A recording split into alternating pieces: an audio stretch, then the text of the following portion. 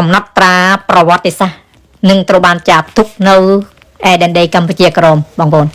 នេះគឺជាលើកដំបូងនិងគឺជាប្រវត្តិសាស្ត្រដែលតារាដ៏ច្រើនដួងគឺជាតារាប្រចាំជាតិនៃប្រជាជាតិចក្រកម្ពុជាយើងបានអញ្ជើញចុះទៅច្រៀងនៅឯវត្តពោធិគិរីវង្សារាមសរាយសៀមថ្មីស្រុកតកៅខេត្តប្រតាំងដែនដីកម្ពុជាក្រមគឺថាតារាដ៏ល្បីល្បាញប្រចាំជាតិបានអង្រួនបេះដូងខ្មែរកម្ពុជាក្រមឲ្យបានញាប់ញ័ររីករាយសុខបាយក្អាក់ក្អាយតលតែមែនតែនពីប្រុសអីបងប្អូនតាំងពីដើមមកគឺពុំដែលមានទេបងប្អូនពុំដែលមានទេដែលមានតារាទៅដ៏ច្រើនដួងហើយចម្រុះតារាបែបនេះគឺជាលើកដំបូងក្នុងប្រវត្តិសាស្ត្រឯដែនដីកម្ពុជាក្រមហើយបងប្អូនដែលទៅនេះក៏ជាអ្នកសាងប្រវត្តិសាស្ត្រមួយដែលធ្វើឲ្យខ្មែរចងចាំជានិច្ចនៅក្នុងក្រៅបេះដូងថ្មីត្បិតខ្មែរកម្ពុជាក្រមពុំមានអ្នកចម្រៀងល្បីល្បាញដូចកម្ពុជាមែនប៉ុន្តែអ្វីដែលគេរៀនសូត្របានគឺរៀនសូត្រពីតារាចម្រៀងរៀមច្បងពីប្រជាជាតិចក្រកម្ពុជានេះឯងដើម្បីឲ្យគេបានចេះច្រៀងដើម្បីកំដរអារម្មណ៍អ្នកភូមិអ្នកស្រុកផងដែរខ្ញុំពិតជារំភើបចំនួនបងប្អូននៅទីនោះតែម្ដងបងប្អូនធ្វើត្បិតតែខ្ញុំមិនបានទៅរួមផ្ទាល់ប៉ុន្តែអ្វីដែលខ្ញុំបានទស្សនានៅតាមការ live វីដេអូធ្វើឲ្យខ្ញុំរីករាយសូមណោះប៉ុន្តែក្រៃជាពិសេសខ្ញុំបានឃើញលោកតាហូឡាវីនេះគាត់ចាស់ហើយពិតមែនតែគាត់មានកម្លាំងបលាំងមកមួន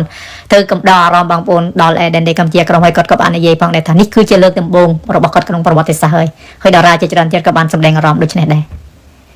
ហើយខ្ញុំចាប់អារម្មណ៍នៅសម្ដីរបស់តារាចម្រៀងមានកែកពិចិន្តាក៏គឺថាទន្ទឹងឱកាសនេះគឺយូរហើយទើបតែបានបងប្អូនទើបតែបានទៅច្រៀងឲ្យបងប្អូនខ្មែរយើងបានស្ដាប់ខ្ញុំពិតជារំភើបនោះសម្ដីទាំងនេះហើយដូច្នេះនៅចុងក្រោយនេះខ្ញុំលើកយកចម្រៀងលាគ្នាមួយបទនៅចុងក្រោយក្នុងរាត្រីនេះដើម្បីឲ្យបងប្អូនយើងបានស្ដាប់ដូចតទៅបងប្អូននៅមានមួយរាត្រីបន្តទៀត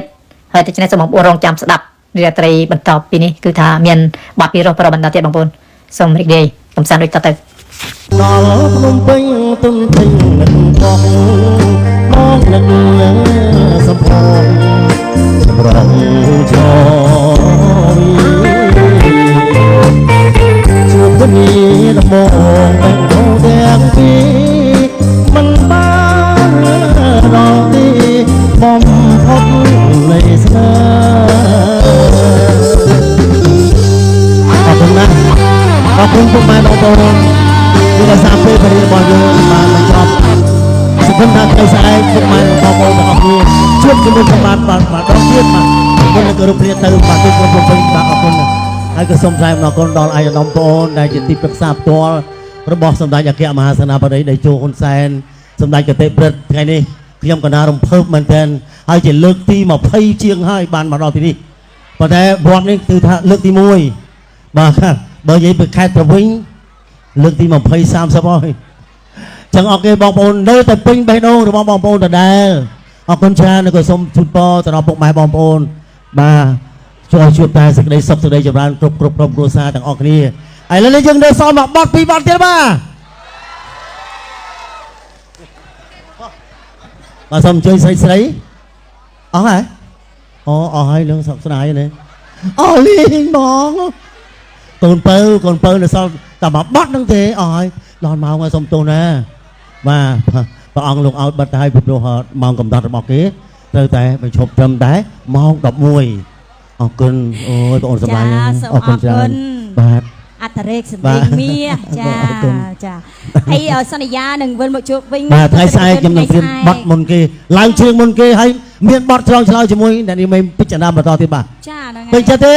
បាទបើពេញចិត្តសុំហូបមួយបាទអរគុណសន្យាជួបគ្នានៅថ្ងៃស្អែកបាទអរគុណបាទអញ្ចឹងទេកម្មវិធីប្រគំតន្ត្រីសិល្បៈមានការចូលរួមអំពីតារាចម្រៀងមកពីប្រទេសកម្ពុជាបាទពេលនេះសន្មតថាបញ្ចប់តែត្រឹមនេះបាទគូគួរសូមអភ័យទោសបាទសូមជូនពរអ្នកទាំងអស់គ្នាប្រកបតែសេចក្តីសុខសេចក្តីចម្រើនទទួលនូវពុទ្ធិពលទាំង5ប្រការគឺអាយុបណ្ណាសុខៈបរិយាអត់តែគ្នាអ្នកគ្រប់ផ្នែកគ្នាទៀតហើយសន្យាមកជួប